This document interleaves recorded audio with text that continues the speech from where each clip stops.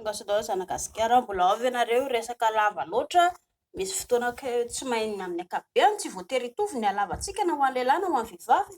Hoe somary lava be kokoa madama, somary lava kokoa madama, mihoatra andramose, elahy tsy mahatakatra piditra le izy dia ahoana inona zany no tokony atao.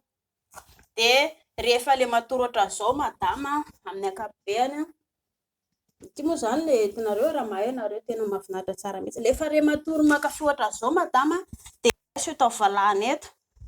Raisiny elahy le izy dia somary taritiny elahy, taritina miakatra ohatran'izao izy. Ohatra hoe matory ohatran'izao zao izy dia tarity izy miverina miakatra manao ohatran'izao. Anisany matory ohatran'izao izy zao teo dia somary avoavo le ravim-body.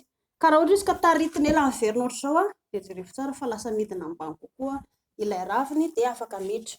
Ary za tsy reraka manoro ho an'ny lehilahy rehefa le eto lisany dia mila kitikitihana sy loloavina tsara ilay ravim-body izay tiana anaovana anazy, somary kapohana kely, tsipindina kely, ahotsakotsana atao tsaratsara mihitsy le izy dia amin'izay mba misy fahafinaretana azon'ny vehivavy. Ho an'ny vehivavy ihany koa andritra lapiso kely dia za tsy reraka manoro ankafizo le izy. Raha tsy tia indrina efa le izy dia resao dia melora amin'izay hoe tsy tiako le izy, tsy mety aminako le izy dia miresaka ianareo avy eo, tsy misy olan'izay dia hajanona fa tsy hoe indry manaiky nefa tsy mety amindry. Ka raha ohatra ka ilay le hoe fandisa ohatr'izay programanareo anankiroa tsy mitovy ny tadin-dokanga dia tsisy fahafinaretana azo, indry tsy mahazo tsirony, indry tsy mamoaka rano, lasa marary dia mampalahelo ramose koa tsy mahita izay fandehana.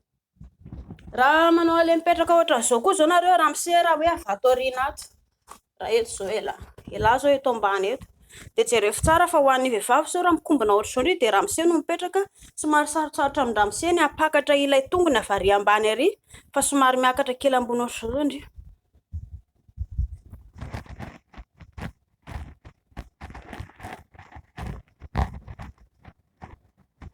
Manao ohatr'izay eo koa indrindra indray sendra amin'ireny manao ohatran'izao ianareo anankiroa.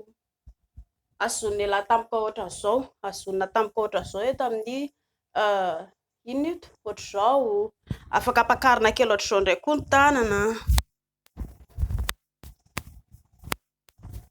dia misy fahafinaretana.